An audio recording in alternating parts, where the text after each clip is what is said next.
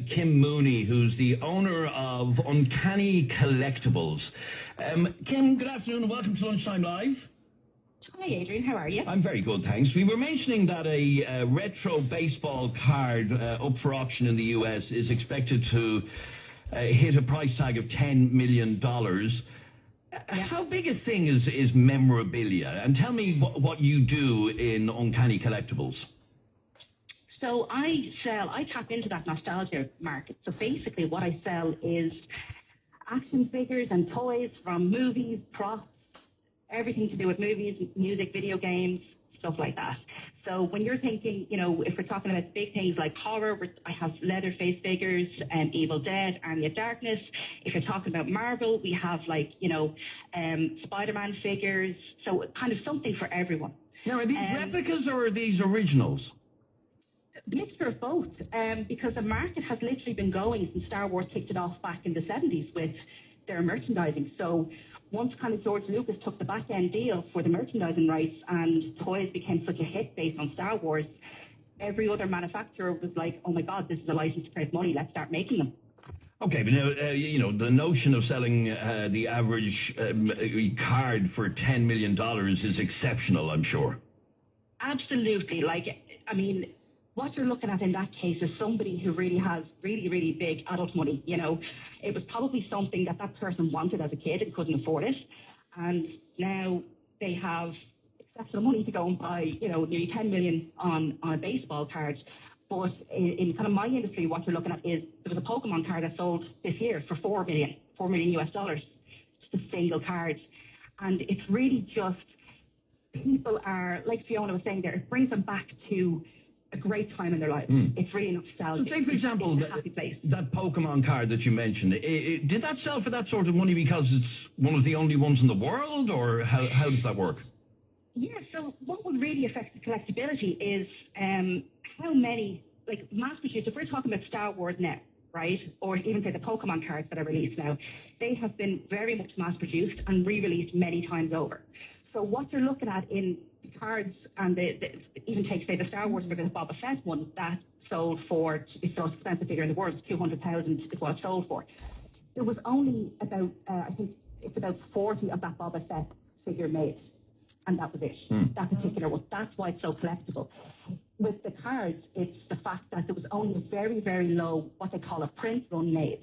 So that makes, and once it's not mass-produced and it goes out of print, it's like a first edition book. It literally just escalates in price.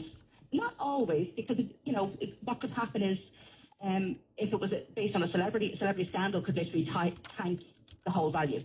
So people who are kind of getting into these things for investment purposes as opposed to just collecting for the pure joy, you might find that your collection isn't worth, because of social media and stuff like that, your collection, depending if you're going on a particular figure or character, if there's a scandal associated with that, it'll completely drop the value. Okay, so I used to think that I had a valuable vinyl record collection from the 70s and 80s until I discovered that I actually don't. It's not worth a thing because I have very few really, really rare vinyls. I have a couple, but not many. And that's really what you're looking for, isn't it?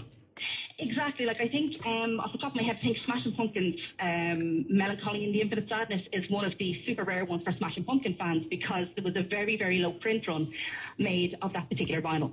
And it's very, very hard to come by, because the people who have it very, very rarely part with it. Okay, so somebody listening to us right now who has a collection of whatever it may be, it could be action figures, it could be video consoles, what do they do about getting it valued? The best way to do it themselves is, there's actually no official grading system in Ireland or Europe itself. Now, a collection is only as valuable as somebody is willing to pay for it. So what I'll always say to people is, when they're coming to us and they're looking for us to value the collection or give them advice, we tell them to go onto eBay. But not just eBay, it's eBay sold listings. If you go onto eBay and look at just the general listings, you're going to see some massively crazy prices there that skew what people are looking at, which is where people take, say, for example, your vinyl collection. If you went onto eBay now, put in something, it might come up as, oh, this is €60.